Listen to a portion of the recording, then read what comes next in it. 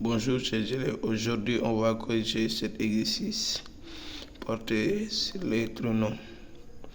Donc on a 3 facteurs de x plus 1 sur x le tout au carré moins 5 facteurs de x plus 1 sur x le tout sur x facteur de moins 1 égale à 0.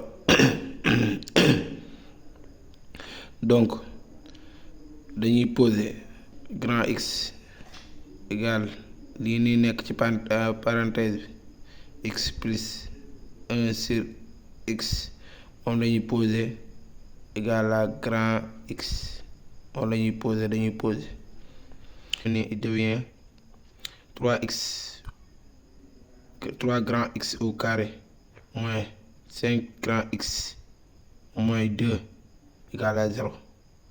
Donc lu ñuy def dañuy calculer delta égale b au carré c'est 5 au carré moins 4a c'est 3 c c'est moins 2. Donc 5 au carré égale à 25 plus 24 égale à 49. Racine de 49 égale à 7. Donc on a delta est positif. Donc on a deux solutions x grand x1 et grand x2. C'est pas des petits x nekkul ay petit x parce que dañoo poser grand x. Donc grand x1 égale moins b moins racine de delta. Moins b, vous voyez le b là c'est moins b, vous voyez dafa am b ak moins b lan wax moins c'est plus. Donc muy nekk 5 moins 7 c'est racine de 49 égale à 7 sur 2 fois 3 gis ngeen c'est égal à 6 muy nekk moins 2 sur 6 égale moins 1 demi sur 3.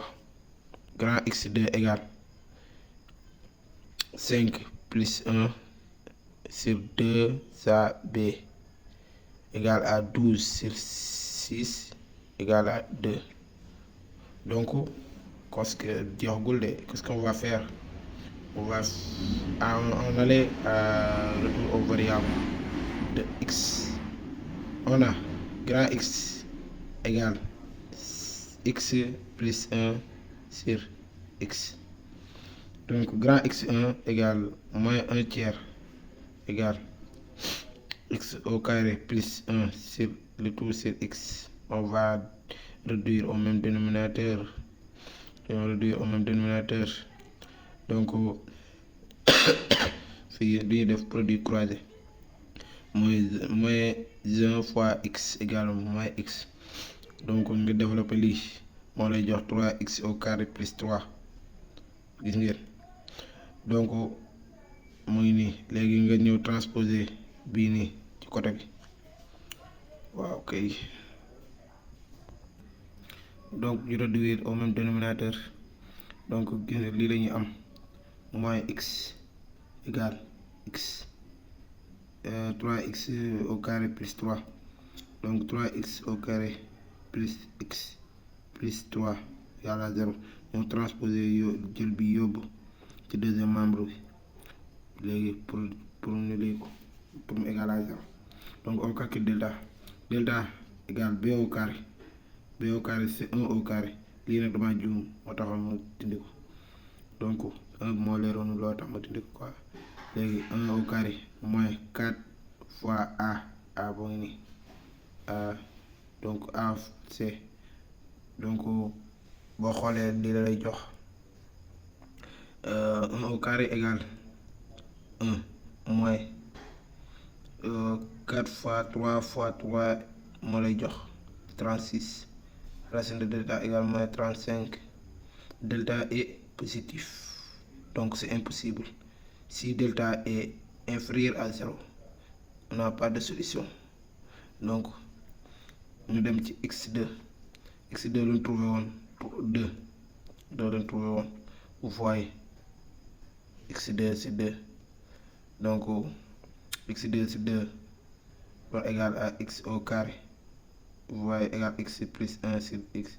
nga réduire au même dénominateur nga am lii 2 égale x au carré plus 1 sur x. Donc nga def produit croisé, c'est l'égalité. Léegi nga am 2x égale x au carré plus 1. Donc ngay amaat trinôme ci second degré. Gis nga calculer delta mu jox. Donc delta prime, on prend delta prime égale moins 1, le tout au carré. Parce que quand on divise 2 sur 2, quand on divise 2 par 2, ça va rester 2, ça va rester 1. Donc c'est moins 1 au carré, moins AC 1, C 1. Donc égal à 1. 1 au carré égale à 1. Le moins 1 égale 0. Donc on a une solution double, x0. Donc x0 égale moins b. Donc b c'est ça, c'est là. Donc vous voyez le moins et moins b, moins ça va plus. Donc 2 sur 2a, 2a c'est 1. 1 fois 2 c'est 2. 2 divisé par 2 égale à 1. Donc S égale à 1. Vous voyez, S égale à 1. Et on encadre.